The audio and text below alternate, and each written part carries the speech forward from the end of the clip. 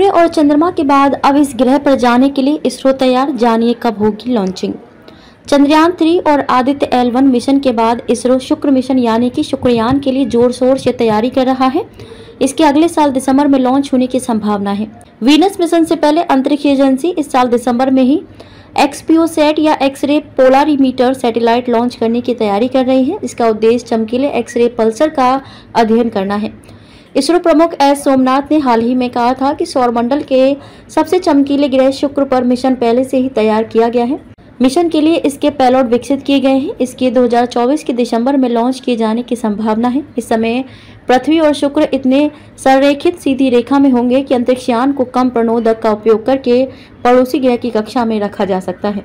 इसके बाद ये मौका 2031 में ही जाकर मिलेगा। हाल ही में दिल्ली में भारतीय राष्ट्रीय विज्ञान अकेडमी को संबोधित करते हुए इसरो प्रमुख ने कहा कि शुक्र एक बहुत ही दिलचस्प ग्रह है। इसका एक वातावरण भी है जो बहुत घना है। वायुमंडलीय दबाव पृथ्वी से 100 गुना अधिक है।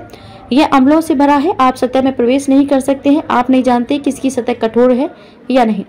हम ये सब समझने की कोशिश क्यों कर रहे हैं? पृथ्वी एक दिन शुक्र बन सकती है, मुझे नहीं पता। शायद 10,000 साल बाद पृथ्वी अपनी विशेषताएं बदल लेगी। पृथ्वी पहले भी ऐसी कभी नहीं थी। बहुत समय पहले ये रहने योग्य जगह नहीं थी। शुक्र सूर्य के बाद दूसरा ग्रह है और पृथ्वी का निकटतम पड़ोसी ग्रह है। इसे अक्सर पृथ्वी का जुड़वा कहा जाता है क्योंकि यह आकार और घनत्व में समान है। एक्सरे पोलारीमीटर उपग्रह पर सोमनाथ ने कहा कि हम एक्सोवर्ल्ड्स नामक एक उपग्रह की भी कल्पना कर रहे हैं जो एक्सोसौर ग्रहों या ऐसे ग्रहों को देखने के लिए एक मिशन है जो हमारे सौर मंडल से बाहर है और अन्य सितारों की परिक्रमा कर रहे हैं। एक्सो ग्रहों में से कम 100 में वायुमंडल मौजूद है। मिशन एक्सो ग्रहों के वातावरण का अध्ययन करेगा और पता लगाएगा कि क्या वे रहने योग्य हैं या नहीं।